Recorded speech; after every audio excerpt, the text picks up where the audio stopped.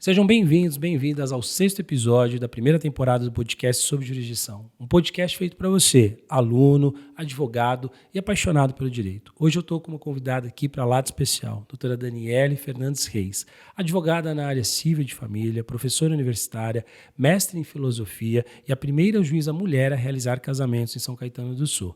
Muito obrigado pelo convite, eu tenho certeza que o nosso papo vai ser muito agradável hoje. Eu que agradeço, doutor. É um prazer estar aqui nesse podcast tão importante para que as pessoas conheçam de temas atuais, da prática, inclusive civil. Então, muito obrigada pelo convite. Bacana. Bom, vamos começar com uma pergunta. Você foi a primeira mulher juíza a realizar casamentos na comarca de São Caetano. Como isso aconteceu? Como é essa experiência? Como isso apareceu na sua vida? É importante dizer que, assim, eu sou professora na área civil e, inclusive, família e sucessões já há 13 anos, né? Eu advogo também na área, mas especialmente quando você está lecionando, que você fala do procedimento do casamento, começou a me surgir essa vontade, né? Como que isso é na prática? Como que se faz para se tornar um juiz de casamentos? E aí eu fui buscando, fui aprendendo, inclusive, que a gente tem, é importante explicar para o pessoal que a maioria das pessoas não sabem, que nós temos duas formas. Se o Estado ele institui o juiz de paz, esse juiz de paz ele passa a exercer um cargo público, então ele recebe do Estado e ele não pode acumular funções. Mas existe uma outra forma, que aí é nomeado geralmente pelo juiz corregedor, por indicação, escolhido pelo tabelião do cartório, que é o juiz de casamento. E aí a gente pode, obviamente, acumular funções, tanto que sou coordenadora, professora, advogada, então cumulo essa função, porque, na verdade, essa função ela é meio honorífica, ela é gratuita. A gente até recebe uma ajuda de custo do cartório, que é a liberalidade do tabelião. Então, eu sou juíza de casamentos, eu não sou juíza de paz, porque eu não tenho um cargo público, tá? Então, isso é importante. Então, eu fui nomeada. E essa nomeação, ela apareceu por indicação, como eu já disse. Então, eu tive um aluno que trabalhava no cartório e ele sabia já de muitos anos atrás essa minha vontade. E quando surgiu a vaga no cartório, que é o de São Caetano, ele me indicou, né? Ele me indicou, eu passei por várias entrevistas, até que a juíza corregedora, enfim, entendeu por bem que eu cumpria os requisitos e poderia ser nomeada. Quais são basicamente os requisitos? Ser, no mínimo, bacharel em Direito, e eu já sou formada há 20 anos, né? Mais de 20 anos. Atuo na área também há quase 20 anos. Leciono na área, então eu entendo dos procedimentos. Sou eleitora na cidade, na verdade sou nascida na cidade, inclusive meu escritório é na cidade, então eu cumpri alguns requisitos e veio então essa nomeação. E aí depois, inclusive, dessa indicação, convite, das entrevistas e tal, que eu me dei conta, eu falei, nossa, eu sou a primeira mulher a ser juíza de casamentos, pelo menos na minha cidade, né? Não conheço outras, se existem mulheres, principalmente no ABC, que é a minha região, mas eu sou a primeira mulher, que interessante isso. E sou também a mais jovem, né? Eu tenho 42 anos, geralmente são advogados mais velhos, mais experientes, né? Que eles optam por isso, tanto que a minha experiência de quase 20 anos advogando foi relevante. Mas geralmente são pessoas mais velhas, então isso foi um diferencial e eu fico super honrada de fazer os casamentos. É um prazer enorme fazer, é muito gratificante. Você celebrar o casamento, desejar felicidades para a pessoa, explicar para ela que na alegria, na tristeza, na saúde e na doença, não está simplesmente na fala de um padre na igreja ou de um pastor, que isso está na lei civil, né? A gente tem um artigo que fala sobre a comunhão plena de vida, que isso é sério, isso é importante. Isso, inclusive, demonstra o que a gente fala no direito de família, do intuito família, né, da solidariedade, né, de compartilhar os momentos bons e não muito bons. E é muito gratificante, é muito bom participar desse momento da vida das pessoas. E assim, você sofreu alguma resistência no começo por ser mulher ou foi tranquilo a aceitação das pessoas, né, que iam procurar o cartório para se casar? Tem sido. Isso começou nesse ano, né? Início desse ano. Já fiz muitos casamentos, muitos, mais de 200, certamente, né?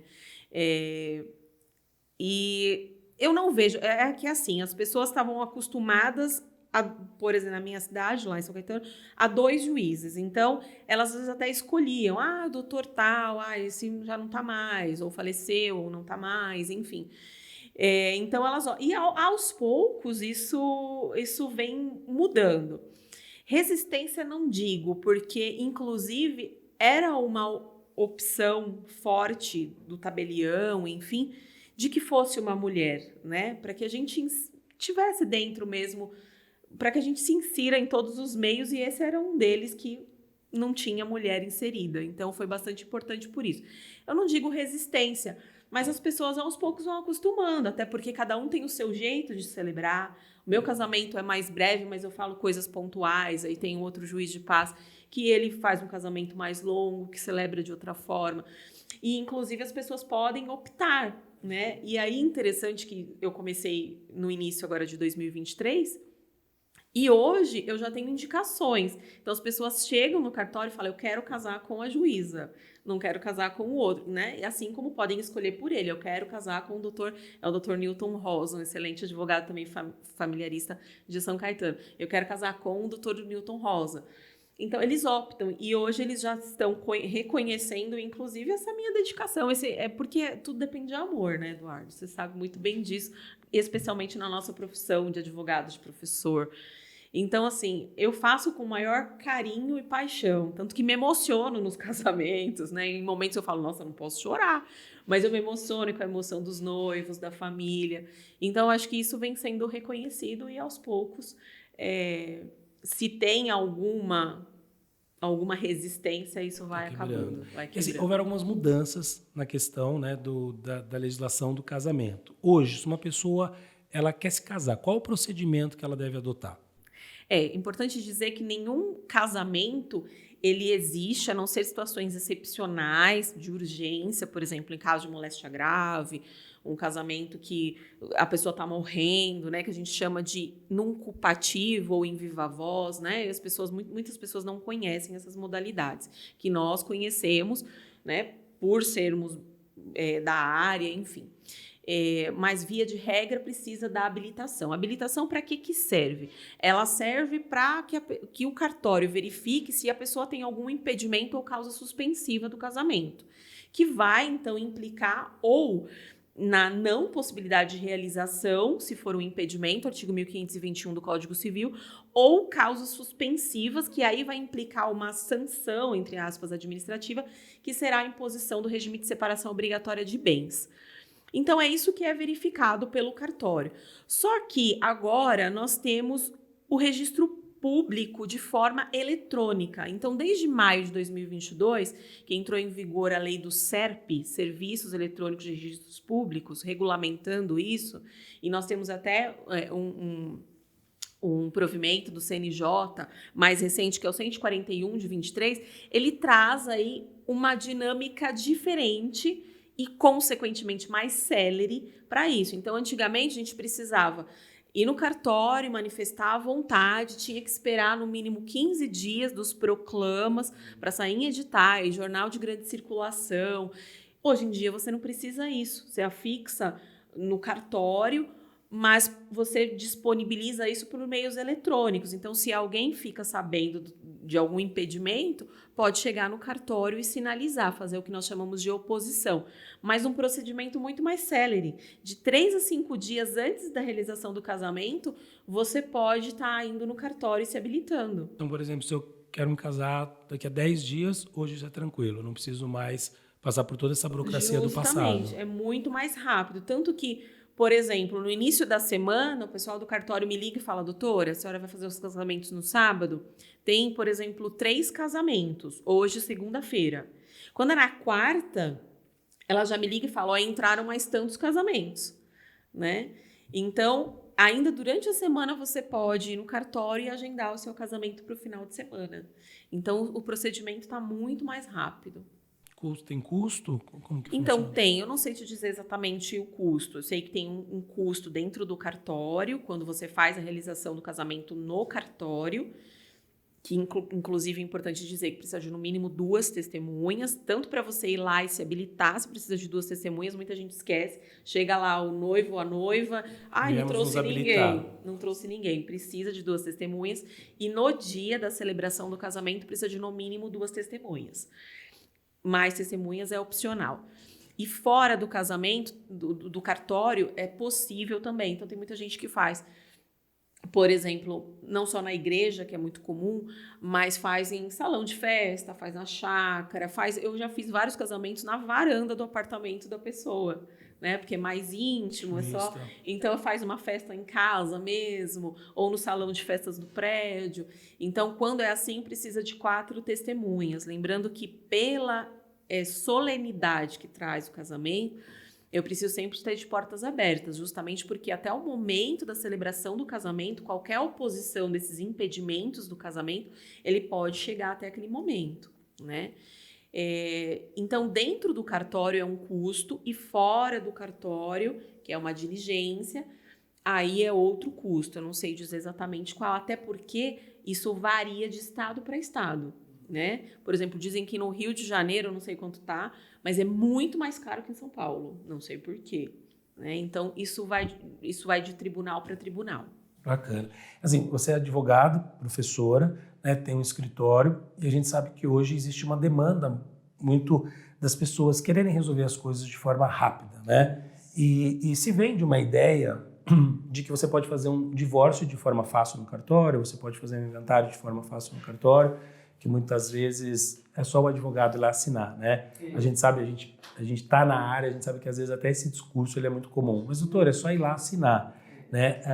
Como que foi para você esse movimento? Porque acredito que estando dentro do cartório, você também viu a realidade de uma outra forma, né? Levar a sua demanda do escritório para o cartório. Você acha mais burocrático, menos burocrático? Qual que é o seu ponto de vista em relação a essas questões? Eu acho que é um facilitador, né? Eu advogando já há muitos anos, início de carreira, não era possível isso, né? A gente tinha aquela trava, por exemplo, no caso do divórcio, vários serviços podem ser feitos hoje extrajudicialmente, mas no caso do divórcio, você era obrigado a ficar casado no mínimo 1 ano, mesmo que você casou com a pessoa hoje e amanhã você já descobriu que não é aquela pessoa, né? O que é totalmente incompatível, que é insuportável a vida, você era obrigado a ficar casado. Então, assim, eu passei por isso no início, da necessidade da separação de corpos, a pessoa tá apanhando dentro de casa, mas você tinha que correr com uma separação de corpos para ela não perder direitos de sair de casa, que é o que muita gente ainda tem dúvida hoje. Existe o abandono de lar, né? É clássico essa pergunta. É clássico, né? Eu posso sair de casa? Pode, deve, não vai ficar apanhando, né? Não tem mais penalidade nenhuma para isso. Antigamente tinha. Enfim. Então, eu passei por isso e eu acho que foi muito importante, né? Importante dizer que isso foi em 2007 que veio uma legislação e o nosso Código de Processo Civil hoje já abarca, que é o Código de 2015, já abarca essas possibilidades de vários procedimentos serem feitos no cartório. Então, eu acho que foi muito acertada a decisão justamente para desjudicializar, para tornar mais célere. Porém, é lógico que a depender do caso, a gente tem um caso simples, poucos imóveis, enfim, não tem filhos, eu vou falar um pouquinho disso já, até porque é muita dúvida do pessoal. Se o caso é simples, flui naturalmente. Agora, se a gente tem por exemplo, algum estrangeiro envolvido, alguma questão assim, aí já pode se tornar mais burocrático. Talvez até porque o cartório, o tabelião, enfim, ele fique preocupado de ser mais diligente do que o juízo, às vezes, né? Então, algumas questões podem se tornar burocráticas, mas ainda assim é mais célere. No entanto, o que você falou, doutor, é verdade. A gente é sempre interpelado assim. Primeiro que as pessoas já não valorizam naturalmente o serviço intelectual, né? Então, é só dar uma olhadinha no contrato, é só me dar uma palavrinha, é só responder uma perguntinha. E esse é o nosso trabalho, é o nosso ganha-pão. Então, já é difícil de incutir essa ideia, essa realidade na mente das pessoas. Né? Não é só, justamente, não é só dar uma olhadinha. né? É complexo, é responsabilidade que envolve o nosso nome, né? Porque se você deu uma olhadinha e deu tudo certo, perfeito. Agora, se você deu uma olhadinha e deu algo errado, vai dizer, olha, o fulano, e você às vezes nem ganhou para isso, e seu nome está na boca de todo mundo negativamente. Então, é sério. E não é só dar uma olhadinha, não é assim como no caso de divórcio, de inventário, qualquer coisa assim que se faça extrajudicialmente, não é só assinar. Ah, doutor, é só para ir lá no cartório assinar. Não é assim. A gente faz a minuta, ou se o cartório faz a minuta, a gente revisa, a gente acompanha, confere. É obrigação do advogado no meio extrajudicial proporcionar o consenso entre as partes, né? Uma conciliação, até uma mediação, mas também conferir tudo que é feito, inclusive nesses casos, impostos, né? É declaração que às vezes que é por feita. muitas vezes o cartório não faz e atribui essa responsabilidade ao advogado, né? Justamente. E assim, é algo que a gente sabe hoje que o sistema da Fazenda é complicado e que não é tão simples assim. Justamente. Você ser responsável por gerar um imposto que depois pode vir uma diferença e o cliente te questionar, nossa, mas por que agora eu estou tendo que pagar essa diferença? Tem gente que nem explica isso para o cliente, né? Porque a gente tem a homologação posterior da fazenda, de que se aqueles cálculos estão certos ou não. Então, você precisa explicar para o seu cliente, olha, eu estou fazendo dessa forma, né? Está sendo contabilizado isso, pode ser que gere uma diferença disso ou não, né? E tudo isso é sua responsabilidade. Então, não é simplesmente ir lá e assinar. E, infelizmente, de forma muito antiética, a gente tem visto cartórios que simplesmente indicam. As pessoas chegam lá e eles falam, não, beleza, a gente faz e indica o amigo, o colega, nem que seja para ganhar 300, 500 reais, que, com perdão da palavra, a gente fala que é a prostituição da advocacia, porque é absurdo isso, né? Por indicação, sendo que isso é absolutamente antiético. A profissão de advogado, ela é de confiança. O mandato pressupõe confiança entre as partes. Então, eu não vou no Eduardo porque o Eduardo cobra mais barato. Eu vou no Eduardo porque o Eduardo é um excelente advogado, é referência na área, né? Então, as pessoas precisam entender isso. E é difícil. É difícil, porque... Eu percebo isso também, advogando na área, né? E esse contexto dos clientes chegarem querendo trazer uma simplicidade para algo que de fato é mais célere, né? E aí você trouxe essa questão quando envolve estrangeiro acaba sendo um pouco mais complicado, né? Em alguns casos no escritório a gente tem pessoas que são portuguesas e aí casaram em Portugal e se divorciaram e de repente o divórcio não foi averbado. Então é todo um olhar clínico, né? Porque aquela pessoa faleceu, tá? Mas ela era casada com quem? Qual era o regime que ela era casada? Né? Ah, ela era casada fora do país? Como era esse casamento? Houve averbação desse divórcio? Né? Então, eu, cartório, preciso daquele documento, mas não sou eu, cartório, que vou providenciar aquele documento. Eu preciso que você me traga. Então, assim, o papel do advogado, ele vai, como dito por você, ele vai muito além do só dar uma assinada ou só olhar. Vem a minuta, tem a questão do imposto, né? Um imposto de transmissão causa-mortes, um de doação, você tem que ser criterioso na análise, você tem que ver os bens, se é o valor de referência, se é o valor venal, se vai andar com uma mandado de segurança ou não. É todo um conjunto que é importante o advogado mostrar para o cliente o caminho para falar, olha, não, dá para fazer, tá? Mas a gente tem um caminho que tem que ser percorrido, que tem que ser observado com cuidado para que o resultado seja um resultado positivo. E isso tem um valor, né? E aí, como você disse, cada advogado tem o seu valor, mas quando você encontra num cartório uma pessoa simplificando essa situação, dizendo, não, olha, inclusive tem o doutor fulano que faz, você vende uma ideia que não é real. Né? Que não é real, porque assim, você tem num divórcio, hoje, lógico, comparado ao passado, né? Você falou tinha que ter a separação de corpos, ou ainda até para se divorciar, né? Porque o Estado vinha com aquela coisa, olha, pensa bem, Sim, né? Será que é isso mesmo que você quer? Né? Você se separou, mas para você se divorciar, você precisa pensar mais um pouco, até para a própria manutenção, gente, isso era horrível. né? da célula máter da sociedade, que é a criação da família, e por aí vai. Mas, assim, hoje, de fato, tudo está mais simples. Até me surpreendi com a questão do digital, né? Porque até então a ideia é que você tem a fixação dos proclamas, você tem todo um ato que levaria meses aí para você poder se casar. Então, imagina, hoje você pode se casar de uma semana para outra. Mas tem que ter esse olhar cuidadoso, né?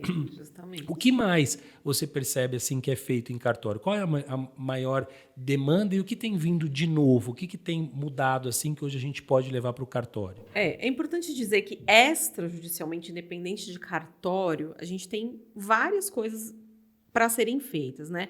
Inclusive, quando você começou falando, me veio até uma outra questão que dessa agilidade, rapidez. Muitos advogados, principalmente de direito empresarial, eles optam por resolver as demandas de forma mais célere para os seus clientes, por exemplo, na arbitragem, né? Então, na arbitragem é interessante. Muita gente que acaba pegando demandas administrativas no previdenciário, o preventivo, que é você dar a consultoria prévia para o seu cliente para que ele não caia numa armadilha, às vezes, de um contrato, qualquer coisa assim. A elaboração desses contratos, a análise. Então, tem muitas coisas que a gente pode fazer. Mas no cartório, o que chega mais de demanda para a gente é, além do divórcio, é o reconhecimento da união estável ou dissolução da união estável, que é importante falar um pouquinho disso, porque também com essa lei nova de 2022 e o provimento recente de 2023 do CNJ, acelerou e facilitou isso daí, eu já vou mencionar um pouquinho. Mas também a gente tem, por exemplo, planejamento matrimonial, planejamento sucessório, porque aí testamentos, doações, então isso aparece bastante. E também o uso capião extrajudicial, que esse é um pouquinho mais delicado a questão pela complexidade dele, mas tudo isso é possível fazer no cartório. Então, assim, a gente emprega os mesmos esforços, né? Só que com uma agilidade maior, o que é ótimo para o advogado e é ótimo para o cliente. Por isso que precisa da mesma forma ser valorizado, né? Então, além então do divórcio que a gente já comentou, e é importante dizer, o divórcio extrajudicial ele só vai para o cartório se houver consenso entre as partes. Se houver litígio, não dá. Então, quero fazer de forma extrajudicial. Também a gente recebe questões assim. Mas está tudo de consenso com a ex, com o ex? Não está, então não tem como, né? Precisam as questões estar amarradas. Quanto à dissolução, quanto à partilha de bens. E aí, se tem filhos menores ou incapazes, eu posso fazer no cartório? Não pode. A gente tem até provimentos, a depender do estado. Tem um enunciado bem recente, de 2022, da Jornada de Direito Civil, que entende que é possível, sim, fazer no cartório, mas desde que não se mencione nada sobre os filhos. Então, faz a dissolução do casamento, faz o divórcio, faz a partilha, mas tem que ir lá no cartório, porque o Ministério Público é responsável por incapazes, então ele precisa dar o seu parecer, né? Então, pode ser que seja até possível, depende então do estado, depende do cartório, enfim, mas em regra geral, tendo incapazes ou faltando consenso, só judicialmente. E essa mesma regra acaba valendo para inventário, por exemplo, que é uma outra, eu acho que o que mais nos chamam, né, no extrajudicial é mesmo o divórcio e o inventário, que também precisa ter consenso entre as partes. Você vai representar ou todos os herdeiros ou um ou outro herdeiro. Se tiver vários advogados, não impede que seja feito extrajudicialmente, porque todos têm que trabalhar empenhados para o consenso entre as partes, para conciliar, ali, mediar as partes. Mas você precisa também fiscalizar de forma correta a tributação, como você estava falando do ITCMD. É interessante só uma parte, né? Porque quando pega um caso mais complexo como esse do seu escritório, no casamento em Portugal, que tem que comprovar, aí o cliente vai dar valor, né? Porque se o cartório falar para ele, olha, preciso apostilado, preciso não sei o quê, de lá de Portugal, ele vai falar, o que eu faço? Para onde eu corro? Né? E aí a importância do advogado para intermediar isso, ou para dar o caminho das pedras, ou para fazer o serviço efetivamente, né? Enfim, até a assinatura e o acompanhamento do registro, porque uma vez que você faz, e as pessoas também não se atentam a isso, a gente tem vários tipos de cartórios. Então, uma vez que você faz isso no tabelionato de notas, a escritura, seja do divórcio, seja do inventário, isso precisa ser levado a registro posteriormente no cartório de imóveis. E o cliente se isso não é bem esclarecido, ele não entende. Ele não entende, Ele que é outro acaba cartório. que é um ato subsequente, ele entende que ele já pagou por aquilo, que aquilo deve ser feito, e quando você fala que vai ter um valor do registro, né, ele até se surpreende. Então, é importante, concordo contigo, desde o início, deixar muito claro que, olha, você vai fazer a escritura de inventário, mas posteriormente a isso, você vai ter que pegar essa escritura, você vai ter que levar no cartório de cada imóvel para poder fazer, você vai ter um outro custo, porque são coisas diferentes, são momentos diferentes. Isso, né? mesmo. E isso a gente tem a dificuldade mesmo das pessoas entenderem. Né? Que então, por exemplo, se você está falando de questões pessoais, né, de pessoa natural, tem um cartório, que é o cartório de registro de pessoas naturais. É onde está o seu registro de nascimento, de casamento, e vai ter um dia o seu registro de óbito. Né? Quando você fala de qualquer tipo de contrato, de instrumentalização solene, com fé pública do cartório, você vai se utilizar do tabelionato de notas. E aí, geralmente, quando envolve imóveis, você precisa levar isso a registro no cartório de imóveis. Então, você passa pelos 3 cartórios e, justamente, a pessoa não entende que ela está pagando pela escritura no tabelionato de notas, por exemplo, do divórcio ou do inventário, mas que ela precisa ainda pagar as custas do registro. Sim, são custas diferentes, são ofícios diferentes. Isso quando não vem uma nota de devolução, né? Porque aí muito deixa comum no cartório de imóveis. Sim, né? Porque aí deixa realmente a situação mais complicada, né? Porque por muitas vezes a pessoa fala, não, eu vou lá. E é lógico que se o imóvel está tudo certinho e tal, fica um pouco mais fácil fazer o registro. Mas aí vem aquela nota de devolução, de metragem do imóvel. Vem, né, coisas até que, de repente, fogem da nossa esfera de conhecimento. Né? Então, você precisa, para registrar um imóvel, precisa fazer uma topografia, precisa arrumar a planta do imóvel. Então, vai muito além, né, do que essa ideia rasa que se dá sobre as questões extrajudiciais. Né? Às vezes, ou a gente precisa se especializar, ou ter o mínimo de conhecimento, por exemplo, na área de direito imobiliário, ou ter um parceiro para nos ajudar a isso, porque cada macaco no seu galho aí, né? Então, a gente, quando inicia, é muito comum, né? É importante dizer isso, porque os iniciantes, eles às vezes nos perguntam, como que você sabe tudo isso? Como você lembra tudo isso? Porque a gente se especializou numa área. Quando você está fazendo o curso, quando você se forma e começa a advogar, a gente era generalista. Eu já fui assim, provavelmente você também foi, né, Eduardo? A gente faz de tudo até a gente falar, poxa, é isso que eu gosto, é isso que eu quero. A gente vai afunilando, né? Mas, às vezes, a gente se depara com questões. Por exemplo, eu tenho clientes que eu atendo no inventário e que são empresários e que eu preciso fazer uma holding, por exemplo. Mas a holding ela é mais do empresarial, então não é exatamente o meu métier. Por mais que eu entenda que isso faça parte de um planejamento patrimonial, o sucessório, eu preciso de um colega especialista empresarial, em tributário, né? Para explicar para o cliente, inclusive, quais as vantagens ou não de fazer o planejamento sucessório. Ele vai pagar tributos antecipados, porque muita gente acha que planejamento sucessório, já entrando nisso, faz parte da esfera extrajudicial, acha que é burlar o fisco, eu vou ganhar dinheiro com isso, ou eu vou blindar meu patrimônio, ninguém vai chegar nele. Não é assim, né? Você está preparando para o futuro, né? E aí, com isso, muitas vezes você vai ter que despender as custas ali inicialmente, que você não vai despender posteriormente. E aí, o dono do patrimônio, ele já deixa meio que ajeitado da forma que ele pretende. Então, assim, é preciso que o advogado analise se aquilo é bom, se aquilo não é. Não é para todo mundo que vai servir o planejamento sucessório. Né? E a importância do papel do advogado, né? Porque não raras vezes, né, quando você faz um inventário, os herdeiros eles perguntam, mas eu vou ter que fazer tudo isso novamente quando minha mãe falecer, né? Ou no caso contrário, quando o pai falecer. E o advogado de direito de família, o advogado está acostumado com essas questões, do planejamento, do cartório, pode falar, não necessariamente. Você pode fazer um planejamento sucessório, né? Então, a MEIRA pode fazer a doação de todo o patrimônio com cláusula de usufruto, né? O que eu vou gastar? Não, agora talvez você gaste um pouco mais, porque você vai ter o imposto, mas lá na frente você não vai ter que reunir toda essa documentação, não vai ter que contratar advogado novamente.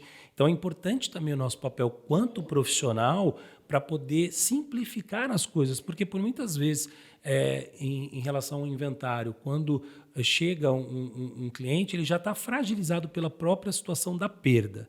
E aí ele tem que se deparar com todo um cenário burocrático. Olha, eu preciso que você faça o levantamento das certidões atualizados, né, de casamento, e você precisa analisar qual é o regime de casamento que os herdeiros são casados para ver se o outro tem direito ou não tem direito e tal. E é cansativo porque é um momento de luto que a lei, ainda que agora dá um pouco de prazo maior, né, é algo que você tem que mexer perto de uma perda. Né? Então, acho que o papel do advogado em trazer uma certa... suavizar isso, trazer uma certa simplicidade no sentido de, olha, a gente consegue resolver, inclusive também já antecipar algumas coisas lá na frente, é extremamente importante. Né? E a gente, como advogado de família, percebe isso, não sei, né? Por isso que alguns dizem, não sirvo para a área de família. A gente tem que ser muito próximo, né? A gente tem que entender a dor do outro. Sensível. Eu acredito que a gente tem que ser mais empático do que qualquer outra área do direito, né? Do direito. Muita empatia a gente precisa. E não raras vezes que você está na mesa do cartório, lendo, projetando aqui a escritura, lendo, e quando fala o falecimento do fulano, as partes começam a chorar, né? Então, de fato, né, esse momento de luto, e às vezes demora muito mais para um, para o outro. Então, você tem que saber acolher, você tem que saber tornar as coisas um pouco mais suaves. Mas sem perder o olhar técnico. Porque, por exemplo, uma coisa que não é muito inteligente que as pessoas fazem e acham que estão fazendo, nossa, a melhor coisa que eu estou fazendo, o que é mais comum e o mais, não certo, né? Mas o que é mais comum e seria um pouco mais aprovável. Isso que você falou, a meieira já passa para os filhos, então você está adiantando o procedimento para quando ela falecer.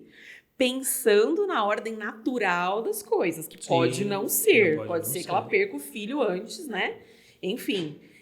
Mas pensando na ordem natural, muitas pessoas fazem isso com usufruto para meieira. Perfeito, isso é uma forma de planejamento sucessório. Mas uma coisa que as pessoas fazem ainda hoje, e eu não me conformo, é passar o patrimônio para a meieira. Os filhos acham que estão fazendo uma grande coisa. Vou passar para minha mãe. Então, você está pagando o custo para transferir para ela. E para depois, quando ela falecer, você vai tributar o todo. Você vai pagar muito mais imposto. Então, aí a importância do advogado. Vai adiantar ir lá no cartório só e fazer escritura com o cartório? Porque o escrevente do cartório, ele não vai ficar te explicando essas coisas. Raramente você vai pegar um escrevente que vai sentar e te explicar. Não é função dele. Eu acredito que até quando você me traz essa questão, às vezes quando o herdeiro quer voltar para a mãe, até por uma questão muito de família, né? Olha, vocês vão ter acesso ao patrimônio quando a sua mãe morrer, porque normalmente nos casamentos antigos a gente percebe uma preocupação, numa ordem natural também, do homem morrendo por muitas vezes mais cedo do que a mulher, do marido, naqueles casamentos de 50 anos, querer resguardar a esposa. Né? Então, o que ele faz? Ele fala, olha, vocês vão ter acesso ao patrimônio quando a sua mãe morrer. E aí os filhos, até por uma questão de observar esse ditame familiar, vêm para o advogado com esse discurso. O advogado falou, não, tudo bem, concordo, entendo a questão, mas isso vai te custar. Vai te custar. E você tem outras formas. Primeiro, né, você falando isso me veio à mente. Primeiro que você tem a forma, por exemplo, do usufruto para preservar, e outra que mesmo não tiver nada, que ficar desse jeito, então os filhos são coproprietários, né, condôminos ali da mãe no imóvel, ela tem uma coisa chamada direito real de habitação, né, que muitos não lembram. Direito real de habitação. Ninguém vai tirar ela, especialmente se for o único imóvel, ninguém vai tirar ela dali. Então, essa preocupação a lei já teve, essa preservação da viúva meieira, do viúvo meieiro, já existe na lei. Então, não pode tirar, não vai tirar, mesmo que não for filho dela, mesmo que ela não tiver direito ao patrimônio, que ela não for nem meieira, né, e não for herdeira daquilo, os herdeiros não tiram ela de lá. É importante, muita gente não sabe, de novo, a importância do advogado para orientar. Na sala de aula, assim, com você dentro da sala de aula, né, uma geração que vem com toda uma tecnologia, né, então para eles é muito mais fácil, é o que você disse. Hoje tudo é digital, né, então até os proclamas são digitais. Como que o estudante de direito hoje encara o direito de família, essas questões do direito de família dentro de uma esfera extrajudicial? Para ele é mais tranquilo? Eu acredito que sim. A única coisa é ter o cuidado de achar que ele vai ganhar o dinheiro muito fácil no extrajudicial e a gente se deparar com essas situações que a gente acabou de falar. Como ele acabou de se formar e, de repente, ele pega casos extrajudicial, ele sabe que ele vai ganhar muito mais rápido, ele cobra muito baixo e desvaloriza a nossa profissão. Então, esse é um alerta que a gente sempre faz para ele. Até porque ele mesmo não acredita, talvez só com a vivência prática, que ele vai perceber que não é tão simples assim. Que não é tão simples assim. Porque ele também está enraizado nessa Até ideia, ele né? ele ter uma chamada, por exemplo, da fazenda, ele tem que ir lá explicar para o cliente dele, Isso, aí ele vai falar, opa... Né? Então, mas, enfim, tem gente que aprende só levando, né? Então, a gente orienta. Mas eles são muito mais ágeis, né? Nesses procedimentos. Mesmo durante a graduação, a gente tem, inclusive, por diretriz nacional, né, do MEC, que ter o letramento digital, o procedimento eletrônico, né? E nós, dentro das suas respectivas áreas, e eu falando especialmente de civil, sendo que eu leciono em família, leciono em sucessões, explica todo o procedimento judicial e também o extrajudicial, os requisitos. Muitos alunos na sala de aula não sabem que precisa ter o advogado acompanhando nos procedimentos judiciais. Só não precisa, professora, precisa. Né? Que se o aluno de direito não sabe, já quase se formando, porque quando tem família e sucessões já está no final do curso, que dirá o leigo que está aí na rua. Então, deve ser comum o leigo chegar no cartório sem advogado, achando que ele vai resolver. Sim. E aí o cartório tem que sinalizar, olha, gente, você precisa de um advogado para esse ato. E aí que está a ética ou não do escrevente, do tabelião, né? De dizer, você precisa constituir alguém da sua confiança. Que muitos, infelizmente, a gente tem ouvido por aí que não tem feito isso. Tem dito, não, pode vir, eu faço para você. E ele, às vezes, nem sabe que ele precisou do advogado, né? Um dos últimos divórcios que eu fui... Divórcio não, inventário que eu fui assinar...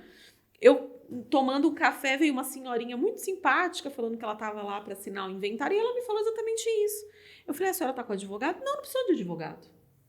Aí eu falei, como não precisou? Eu não ia desmentir ali e falar para ela, então tá acontecendo alguma coisa. Mas ela falou, não precisou, a gente veio aqui, a gente conhece o escrevente X e ele fez tudo pra gente, não precisou de advogado. Ou seja, tem um advogado, é obrigatório. Alguém ali tá fazendo o papel de advogado e eles não estão nem sabendo que eles estão dando poder para uma pessoa representar eles ali. Entendeu? Então existe, infelizmente, né? Mas, voltando para a questão, os alunos eles vão, né, se habituando, da mesma forma que quando eu me formei era um código civil e depois em seguida mudou e a gente vai se adaptando. E para eles essa questão eletrônica fica mais fácil mesmo de assimilar, né? Bacana. Esses procedimentos. Estamos chegando ao final do nosso podcast, mas eu queria agradecer muito a tua presença, as explicações que eu tenho certeza que trouxe muitos esclarecimentos para muitas pessoas, os alunos que têm dúvida. E queria que você deixasse uma rede social para te seguir, sobre o seu trabalho. Bom, obrigada, Edu, pelo convite, né? É um prazer estar aqui. Fico à disposição quando quiser falar de qualquer outro assunto aí que tenha alguma vinculação às minhas expertises. Fico sempre à disposição. Adoro fazer isso, adoro explicar para os alunos.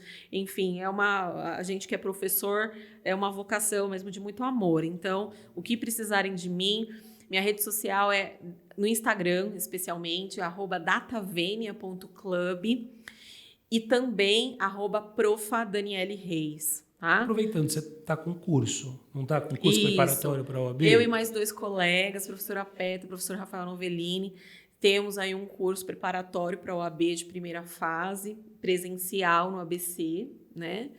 E de segunda fase aí online. Então, só nos seguir aí no datavenia.club que você pega mais informações aí sobre os nossos cursos. É isso aí. Pessoal, estamos chegando ao final do 6º episódio da primeira temporada do podcast sobre jurisdição. Agradeço a escuta e espero vocês no próximo episódio. Um forte abraço. Até mais.